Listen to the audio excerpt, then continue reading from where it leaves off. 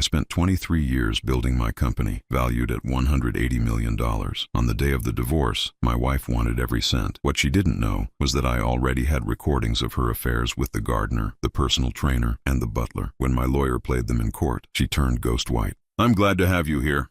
Follow my story until the end and comment the city you're watching from, so I can see how far my story has reached. My name is Paul, and at 64 years old, I thought I had built something unbreakable. 23 years of 16-hour days, missed dinners, and sacrificed weekends had created an empire worth $180 million. My construction company had grown from a single truck and a dream into the largest commercial contractor in 3 states. I had everything a man could want: success, respect, and what I believed was a loving wife. That morning, sitting in my lawyer's office, I watched Megan across the mahogany conference table. Her perfectly manicured fingers drummed against her designer purse as her attorney spoke about equitable distribution and spousal contributions. At 44, she still turned heads wherever we went. Her blonde hair was styled in that effortless way that probably cost more than most people's monthly salary, and her blue eyes held that same charm that had captivated me 24 years ago. Mrs. Richardson has been an integral part of building this business, her lawyer declared, his voice filled with conviction. She deserves 50% of all marital assets, including the company valuation. I felt something cold settle in my stomach. 50%, $90 million. For what? For showing up to company parties? For playing the perfect wife at business dinners? For 24 years of what I now realized had been an elaborate performance? My attorney James glanced at me before responding. My client built this company through his own labor and vision. Mrs. Richardson's contribution to the business operations was minimal at best. Megan's eyes flashed with something I had never seen before: pure calculation. Minimal, she said, her voice rising slightly. I supported Paul through every late night, every business trip, every stressful period. I was there when he wanted to give up. I was the one who encouraged him to take bigger risks, to expand. I almost laughed at the irony. She had been there, all right, but not in the way she claimed. The house alone is worth $3.2 million. Her attorney continued. Mrs. Richardson is entitled to half of that, plus the vacation property in Aspen, the boat, and of course, her rightful share of Richardson construction. I watched her face as the numbers were thrown around like poker chips. There was no emotion there, no sadness about our marriage ending, just cold mathematics. Everything we had built together, everything I thought we had shared, reduced to dollar signs and decimal points.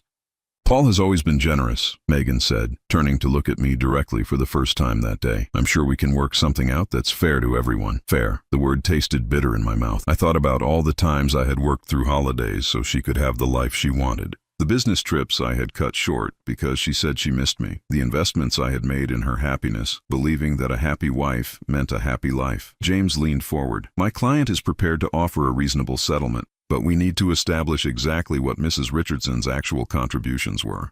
Something shifted in Megan's expression, a flicker of uncertainty that lasted maybe half a second before that practiced smile returned. Of course, I think you'll find that my contributions were quite substantial.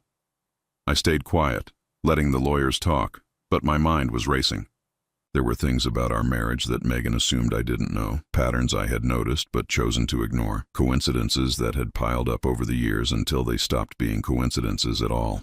The meeting ended with scheduling another session for the following week. As we gathered our papers, Megan approached me. Paul, we don't have to do this the hard way. We can be adults about this. I looked at her, really looked at her, probably for the first time in years. She was still beautiful, still charming, still capable of making people believe whatever she wanted them to believe.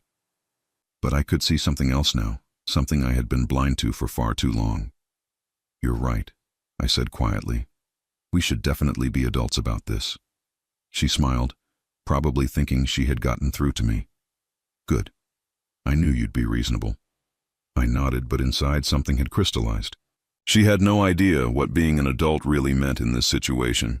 She had no idea what I had discovered about her over the past 2 years, and she certainly had no idea what I was prepared to do about it. As I watched her walk away, her heels clicking confidently on the marble floor, I felt something I hadn't experienced in years. Not anger, not hurt, but clarity. Pure, cold clarity about what needed to happen next. Some truths have a way of staying buried until the exact moment they need to surface. Megan was about to learn that lesson the hard way.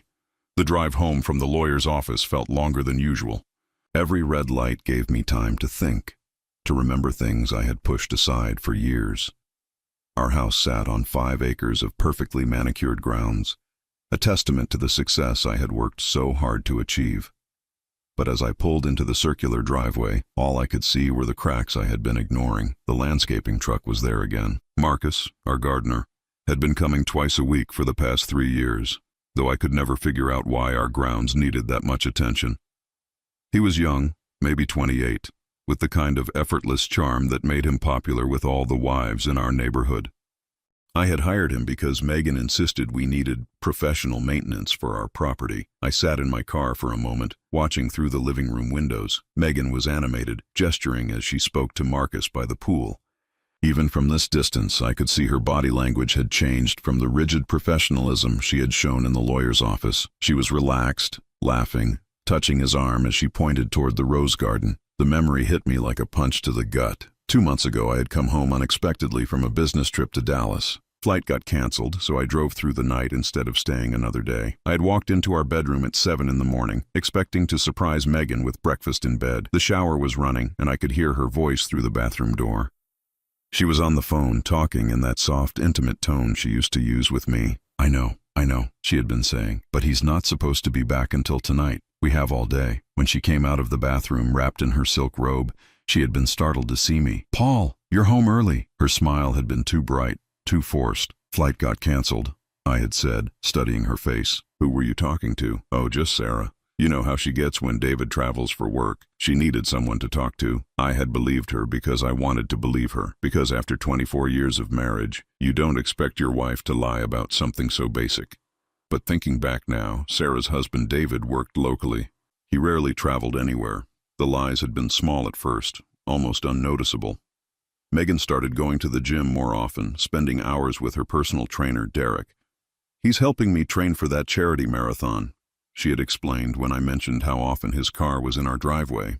Derek was another young man, probably 30, with the kind of confidence that comes from being in perfect physical shape. I had supported her new fitness routine because I thought it made her happy. I had even paid Derek's expensive monthly fees without question. But the marathon never happened. There was always an excuse, always a reason to postpone. Yet the training sessions continued, sometimes lasting 3 hours on days when I was traveling for work. Then there was William, our house manager. We had hired him 6 months ago because Megan said managing our household had become too much for her. William was British, sophisticated, probably 35, with the kind of accent that made everything he said sound important. He coordinated our social calendar, managed the staff, and somehow always seemed to be around when I wasn't. I had thought we were lucky to find someone so dedicated. William often worked late into the evening, long after the other staff had gone home. Sometimes I would come back from business dinners to find his car still in our driveway at 10 or 11 at night. He's so thorough, Megan would say. Really goes above and beyond to make sure everything is perfect. Now sitting in my car, I started connecting dots I had been too trusting to see before. Marcus came on Tuesdays and Fridays, always when I was at the office. Derek trained Megan on Mondays, Wednesdays, and sometimes Saturdays when I played golf. William seemed to have the most flexible schedule of all, appearing whenever Megan needed him, which was surprisingly often. My phone buzzed with a text from James, my attorney. Need to discuss some strategies before next week's meeting. Can you come in tomorrow morning at 9? I stared at the message, then looked back at the house. Through the windows, I could see Megan and Marcus had moved inside. They were standing close together in the kitchen, and she was showing him something on her phone. Both of them were laughing. I made a decision that would change everything. Instead of going inside, I drove to a small electronics store across town. The young clerk looked bored until I mentioned what I needed. Home security system? He asked. Like cameras? Audio recording, I said quietly. Very discreet, something that won't be noticed. He showed me several options, explaining the battery life and storage capacity of each device. They were smaller than I had imagined, about the size of a shirt button, with adhesive backing that could stick to almost any surface. How long do these record? I asked. This model can go for up to 72 hours on a single charge, he explained. Voice activated, so it only records when there's sound. And it uploads everything to a secure cloud server, so even if someone finds the device, the recordings are safe.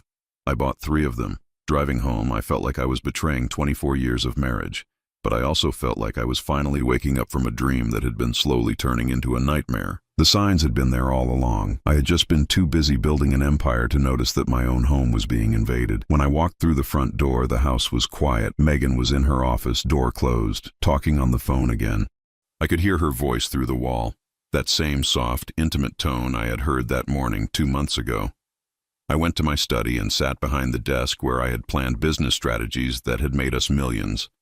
Now I was planning something entirely different, something that might save me from losing everything I had worked for to someone who had never deserved any of it in the first place. The next morning, while Megan was at her yoga class, I would begin discovering exactly who my wife really was. The small recording device felt heavier than it should have as I held it in my palm that Tuesday morning. Megan had left for her yoga class at 8:30, which gave me about 2 hours before she returned. I knew Marcus would arrive around 10, just like he had every Tuesday for the past 3 years. I placed the first device under the edge of the kitchen island, where the granite overhang created a perfect shadow.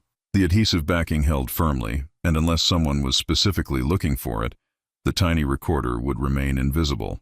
The second device went in the living room, attached to the underside of the coffee table. The third I saved for later. By 9:45, I was in my home office with the door cracked just enough to hear the front entrance. My hands shook slightly as I pretended to review construction contracts, but my mind was entirely focused on what I might discover. At exactly 10:03, I heard Marcus's truck pull into the driveway. I listened as Megan greeted him at the front door, her voice bright and welcoming in a way she hadn't spoken to me in years. "Perfect timing," she said. "I just finished getting ready. You look beautiful as always," came Marcus's voice, and something in his tone made my stomach clench. I waited 30 minutes before leaving the house, making sure they had moved to whatever part of the property they would be working on. As I drove to my office, I tried to focus on the board meeting I had scheduled for 11, but my thoughts kept drifting back to those tiny devices recording everything. The day dragged endlessly. Every phone call seemed too long, every meeting felt pointless. Around 3 o'clock, I received a text from Megan. "Having dinner with Sarah tonight, don't wait up." Sarah again. I almost called Sarah's house just to check, but something stopped me. If I was going to do this, I needed to do it right. No half measures, no confrontations based on suspicions. I needed proof. That evening, alone in the house for the first time in weeks, I retrieved the first recording device.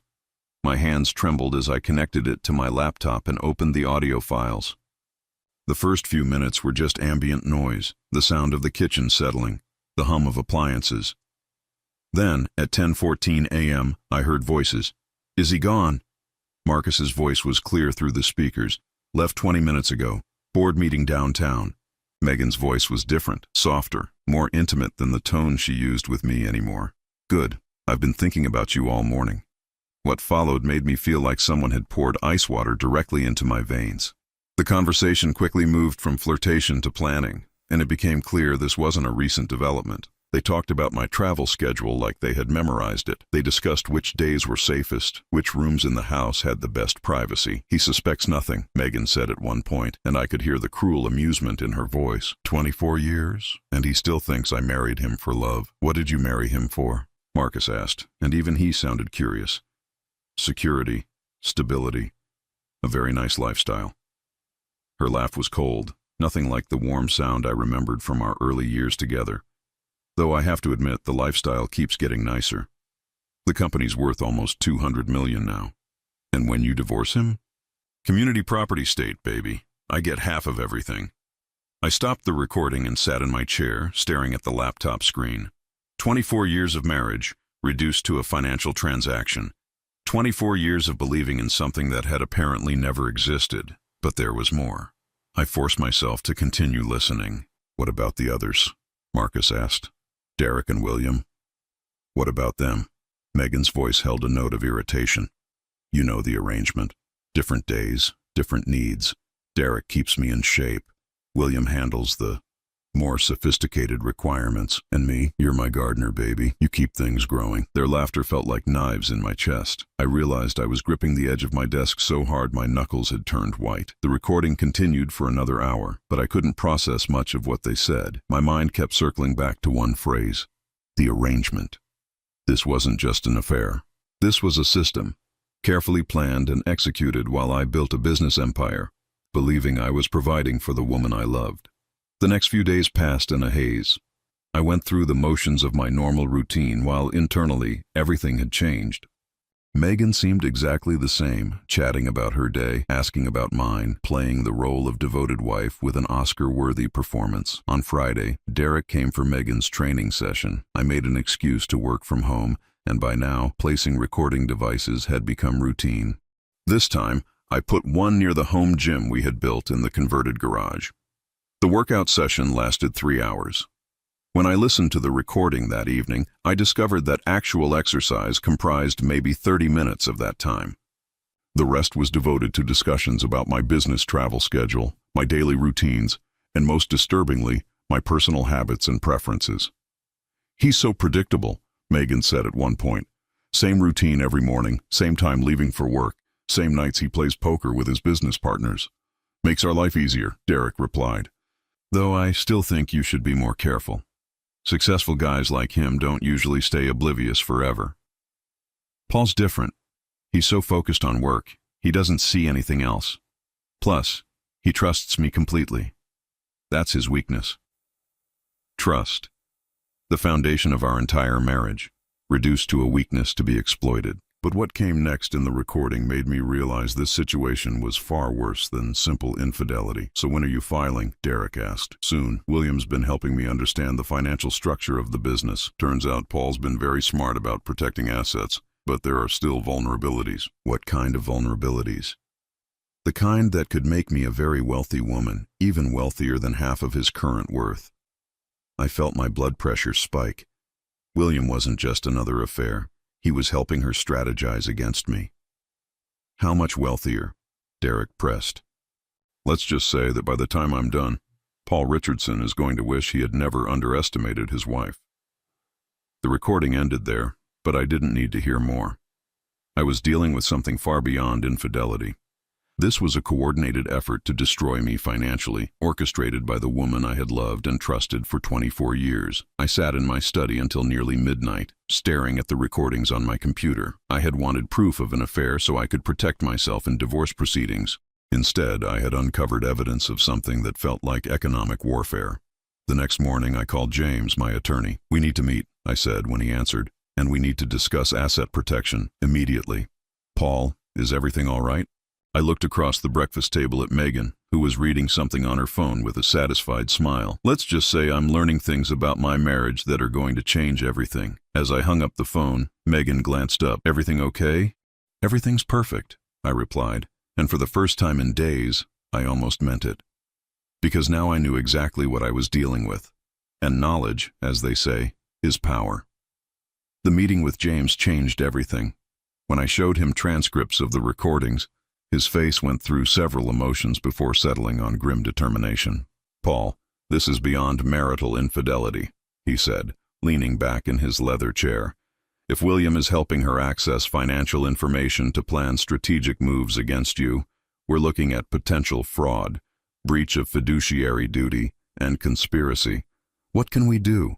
First, we protect everything we can, immediately. I'm talking about moving assets, restructuring ownership, creating barriers that will take months for any attorney to penetrate." He pulled out a legal pad and started writing. "Second, we gather more evidence. If we're going to court, we need documentation of everything." Over the next 2 weeks, I became someone I never thought I would be, a spy in my own home. James connected me with a private investigator who taught me about surveillance, about building legal cases, about the difference between suspicion and proof. The recording devices captured everything. Megan's conversation with William revealed the depth of their planning. He had somehow gained access to my business financial records and was helping her identify the most valuable assets. They discussed timing the divorce filing to coincide with a major contract completion that would temporarily boost the company's value. The Henderson project alone will add $12 million to the company's worth, William's voice explained on one recording. If we file the week after completion, before Paul has time to reinvest those profits, it increases your settlement significantly. How significantly? Megan asked. We're talking about an additional $6 million in your pocket, potentially more if we can argue that your emotional support was crucial during the project. My emotional support. Megan's laugh was bitter. The man worked 18-hour days for 6 months. I barely saw him. That's the beauty of it, darling. Your sacrifice of personal time with your husband for the sake of his business success becomes an asset contribution.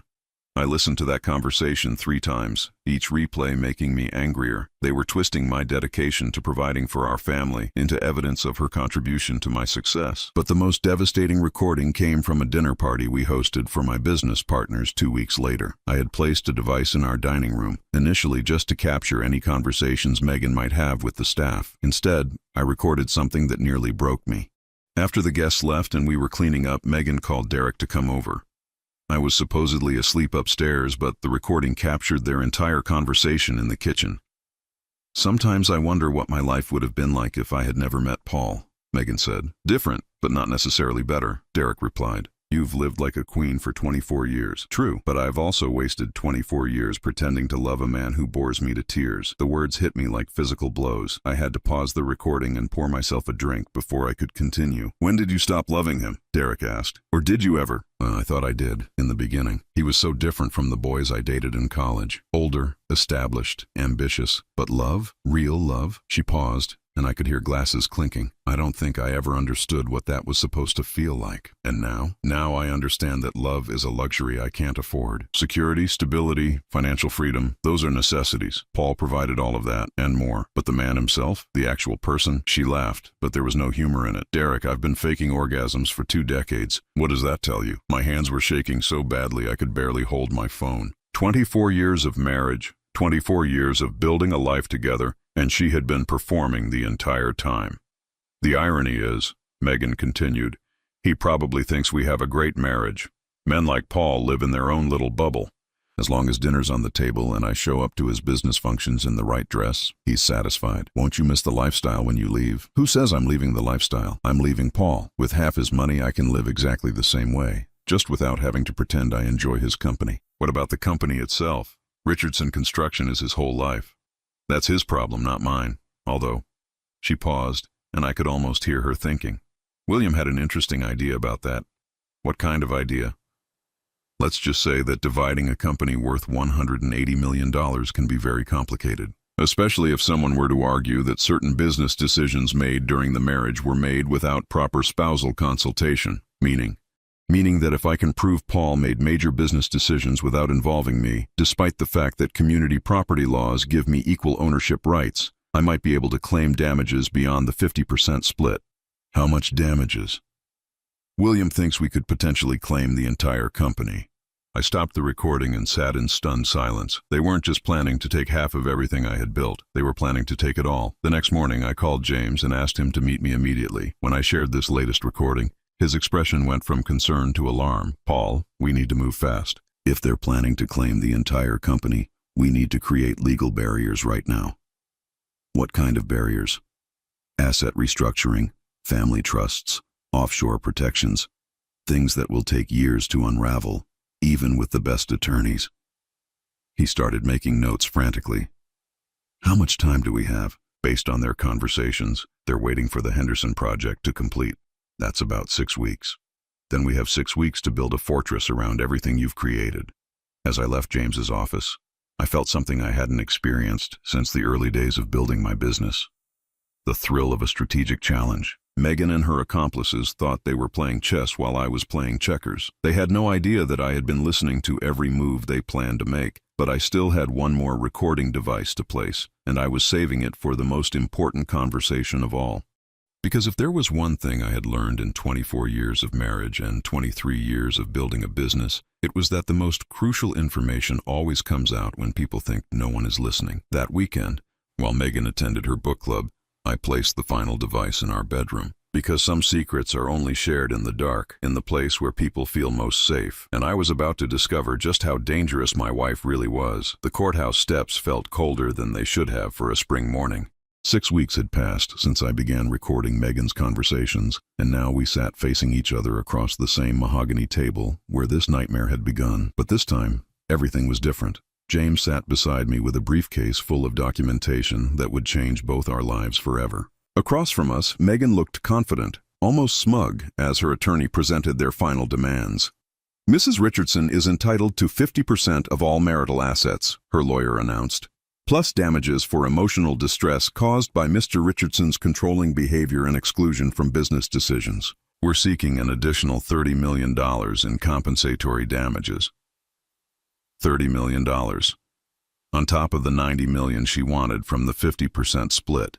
They were trying to take $120 million from me, leaving me with $60 million from the company I had built from nothing. Furthermore, her attorney continued, Mrs. Richardson believes the company itself was built using marital funds and community property principles. She's requesting dissolution of Richardson Construction with equal distribution of all assets. Dissolution. They wanted to destroy my company entirely. I watched Megan's face as these demands were presented. There was no sadness there, no regret about ending our marriage, just cold calculation as she watched her attorney attempt to dismantle my life's work. These are serious allegations, James replied calmly. Do you have evidence of Mr. Richardson's controlling behavior or exclusion of Mrs. Richardson from business decisions? Megan's attorney smiled. We have extensive documentation of Mr. Richardson's secretive business practices, his refusal to include his wife in financial planning, and his general pattern of treating her as an employee rather than a partner. What kind of documentation? James asked. Testimony from household staff, financial records showing Mrs. Richardson's lack of access to business accounts, and evidence of Mr. Richardson's suspicious behavior over the past several months. Suspicious behavior. They had noticed my surveillance, but they didn't understand what it meant. We're prepared to present character witnesses, Megan's attorney continued, including several individuals who can testify to Mrs. Richardson's contributions to the success of Richardson Construction and her husband's dismissive treatment of her input. Character witnesses. Marcus, Derek, and William, no doubt.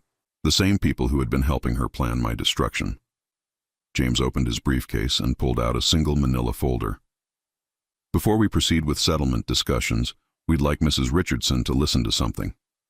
Megan frowned. Listen to what? James placed a small digital recorder on the table. Audio recordings made in your marital home over the past 6 weeks. The color drained from Megan's face instantly. Her attorney leaned forward. What kind of recordings?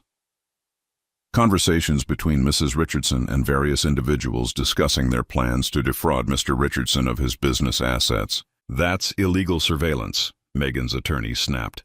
Any recordings made without consent are inadmissible. Actually, James replied smoothly, in this state, single-party consent is sufficient for audio recordings. Since the recordings were made in Mr. Richardson's own home, with his consent, they're perfectly legal. Megan's hands were trembling now. She knew exactly what was on those recordings. This is a violation of privacy, her attorney protested, but his voice lacked conviction. Privacy has certain limitations when it comes to criminal conspiracy, James said. Would you like to hear the recordings, or shall we proceed directly to our counteroffer? Megan and her attorney exchanged glances. I could see the panic building in her eyes as she realized the carefully constructed narrative she had built was about to collapse. Play them, Megan said quietly. Her voice was barely above a whisper. James pressed play on the first recording. Megan's voice filled the conference room clear and unmistakable, discussing her plan to take half of everything I owned. 24 years, and he still thinks I married him for love. Her attorney's face went pale. This wasn't just marital discord. This was evidence of deliberate deception spanning decades. James played excerpts from multiple recordings. Megan's conversations with Marcus about my travel schedule. Her discussions with Derek about my personal habits and weaknesses. Her planning sessions with William about accessing my financial records and timing the divorce filing for maximum financial impact. But the worst was yet to come. James had saved the most damaging recording for last. The conversation I had captured in our bedroom 3 nights ago, when Megan had invited William over after I had supposedly gone to sleep. The beauty of this plan, William's voice came through the speakers, is that Paul will never see it coming. By the time he realizes what's happening, you'll control everything, and if he fights back, we destroy him completely. I've documented enough questionable business practices to keep him tied up in litigation for years. Even if he wins eventually, the legal costs will bankrupt him. What about the emotional angle? We paint him as an abusive husband who controlled your access to money and excluded you from business decisions.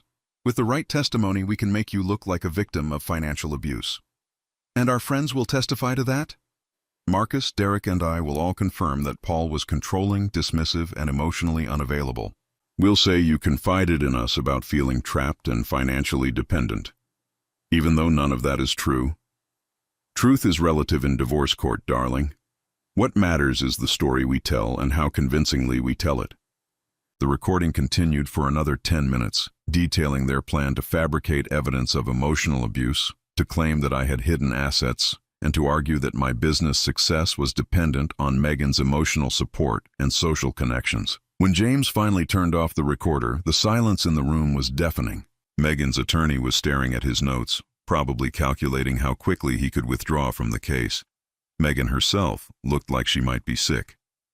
As you can see, James said calmly, Mrs. Richardson's claims of emotional distress and exclusion from business decisions are not only false, but part of a coordinated effort to defraud Mr. Richardson of his assets through perjury and manufactured evidence. Megan's attorney cleared his throat. We need to discuss this privately with our client. Of course, James replied. While you're discussing, here are the terms of Mr. Richardson's counteroffer. He slid a document across the table. Mrs. Richardson will receive a settlement of $5 million and can keep her personal belongings and jewelry. In exchange, she will sign a non-disclosure agreement regarding this marriage and will not contest the divorce or make any further claims against Mr. Richardson or his business. $5 million? Megan's voice was hoarse. That's nothing compared to what I deserve. What you deserve, I said, speaking for the first time since the recordings had played, is criminal prosecution for conspiracy to commit fraud. $5 million is generous considering you could be facing prison time. This is extortion, her attorney said weakly. No, James replied. This is justice. Mrs. Richardson has a choice: accept this settlement and walk away, or face criminal charges for conspiracy, attempted fraud, and perjury. The recordings provide clear evidence of intent to commit multiple felonies. Megan stared at me across the table, and for the first time in 24 years, I saw her without any masks or pretenses. She wasn't the charming woman I had married, or the devoted wife she had pretended to be, or even the calculating gold digger I had recently discovered. She was simply someone who had been caught.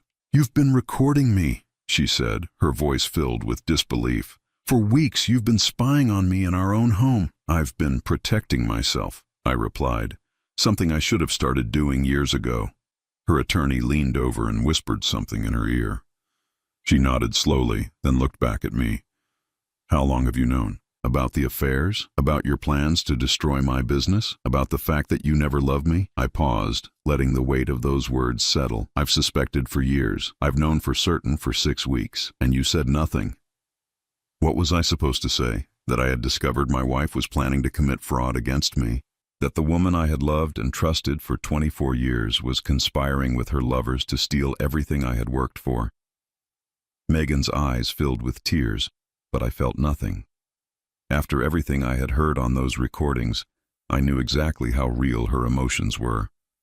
"We'll need time to consider the offer," her attorney said. "You have until 5 o'clock today," James replied. "After that, we file criminal charges and proceed with a contested divorce where these recordings become public record." As we left the courthouse, I felt lighter than I had in months. The woman who had shared my life for 24 years was finally revealed for who she really was. And for the first time since this nightmare began, I was in control. At 4:47 that afternoon, James called to tell me Megan had accepted the settlement. $5 million, a non-disclosure agreement, and a promise to disappear from my life forever. After 24 years of marriage, our relationship ended not with tears or apologies, but with signatures on legal documents. I spent that evening alone in my study, the same room where I had first listened to those devastating recordings 6 weeks ago. The house felt different now, quieter, but not in a lonely way. It was the silence of peace, of finally being able to breathe freely in my own home. The next morning, I watched from my bedroom window as Megan packed her belongings into a moving truck. She moved efficiently, taking only what belonged to her personally. The jewelry, the designer clothes, the artwork she had collected over the years. She left behind everything that connected her to our shared life, the wedding photos, the vacation souvenirs, even the furniture we had chosen together. I didn't go downstairs to say goodbye. There was nothing left to say between us that hadn't already been said in a lawyer's office. Marcus, Derek, and William were conspicuously absent during the move. Apparently, when their scheme collapsed, so did their loyalty to Megan. She faced her defeat alone, just as she had planned my destruction with others, but ultimately betrayed only herself. 3 days later, I called an emergency meeting with my senior staff at Richardson Construction. These were people who had worked with me for years, who had helped build the company from a small operation into the $180 million enterprise it had become. They deserved to know that their jobs were secure and that the company would continue thriving. As you may have heard, I told them in our main conference room, Megan and I are divorcing. I want to assure everyone that this will have no impact on the company's operations or your employment. My project manager, Janet, who had been with me for 15 years, spoke up. Paul, we all know how hard this must be. If there's anything we can do. Actually, there is, I said. I want to restructure how we operate. I've been so focused on growth and profit that I've missed opportunities to make this a better place to work for all of you. Over the following months, I implemented changes I should have made years earlier. Profit-sharing plans for long-term employees, more flexible scheduling for people with families, a company daycare center for employees' children, investment in training programs that would help my people advance their careers. Richardson Construction didn't just survive my divorce, it thrived. Without the distraction of a failing marriage and the constant stress of surveillance and legal preparation, I found myself more focused and creative than I had been in years. We landed the biggest contract in company history, a $200 million municipal project that would take 3 years to complete. 6 months after the divorce was finalized, I sold the house where Megan and I had lived. Too many memories, too many shadows. I bought a smaller place overlooking the lake, a modern home with clean lines and large windows that let in natural light. For the first time in decades, I decorated according to my own tastes instead of trying to please someone else. I also started traveling, something I had always promised myself I would do when I had time. Megan had never been interested in the places I wanted to see, historical sites, national parks, small towns with interesting architecture. She preferred luxury resorts and shopping districts in major cities. Now I could explore exactly what interested me at my own pace without having to compromise or negotiate. The loneliness I had expected never materialized. Instead, I discovered the difference between being alone and being lonely. I had been lonely for years while married to Megan, surrounded by her friends and social obligations that felt meaningless to me. Now, by myself, I felt more authentic and peaceful than I had since my 20s. About a year after the divorce, I ran into Sarah, the friend Megan used to claim she was talking to during those suspicious phone calls. We ended up having coffee, and she made an observation that stayed with me. You know, Paul, I always wondered about you and Megan, she said. You seemed like such different people. She was always performing, always on. But you were more genuine, I guess. More interested in real conversations than social positioning. Did you know about the affairs? I asked. Sarah shook her head. I suspected something wasn't right, but I never imagined the scope of it. Though looking back, there were signs. She never talked about you the way women talk about husbands they actually love. It was always about what you provided, never about who you were. That conversation helped me understand something important. The failure of my marriage wasn't my fault. I had loved genuinely and worked honestly to build a life for both of us. Megan had chosen deception and manipulation. Those were her decisions, not mine. 2 years after the divorce, Richardson Construction was valued at $260 million. The Henderson project had been completed ahead of schedule and under budget, leading to 3 additional municipal contracts. My personal wealth had actually increased despite the divorce settlement because I was no longer supporting Megan's expensive lifestyle and questionable financial decisions. I never heard from Megan directly after she signed the divorce papers, but occasionally I would get updates through mutual acquaintances. She had moved to California, apparently trying to break into real estate investing with her settlement money. The reports were not encouraging. She had made several poor investments and was struggling to maintain the lifestyle she had been accustomed to. I felt no satisfaction in her difficulties, but I also felt no sympathy. She had made her choices, and now she was living with the consequences. On my 66th birthday, I threw a party for my employees and their families at the company headquarters, watching children play in the courtyard while their parents celebrated our latest contract success. I realized I had built something more valuable than just a business. I had created a community of people who respected each other and worked together toward common goals. Janet approached me during the party with a champagne glass in her hand. "You know, Paul, you seem happier now than you did when you were married." "I am happier," I replied, and meant it completely. "Any regrets about the divorce?" I considered the question seriously. 24 years of marriage, half my adult life, reduced to legal documents and financial settlements. Should I regret that? "I regret that it took me so long to see the truth," I said finally. "I regret that I wasted years trying to make something work that was never real in the first place, but I don't regret ending it." "What about remarriage? Someone more compatible this time?" I smiled, looking out at the celebration around us. "Maybe someday. But right now, I'm enjoying learning who I am when I'm not trying to be who someone else wants me to be." That night, alone in my lakeside home, I opened a bottle of wine I had been saving for a special occasion. Sitting on my deck, watching the sunset reflect off the water, I raised my glass in a private toast to freedom, to truth, to the courage to start over at 66, to building an empire that no one could take away because it was built on genuine relationships and honest work, rather than lies and manipulation, and to the realization that sometimes the best thing that can happen to you is discovering that the life you thought you wanted was never really yours to begin with. The evening breeze carried the sound of laughter from a neighbor's barbecue, and for the first time in decades, I felt completely at peace with exactly where I was and who I had become.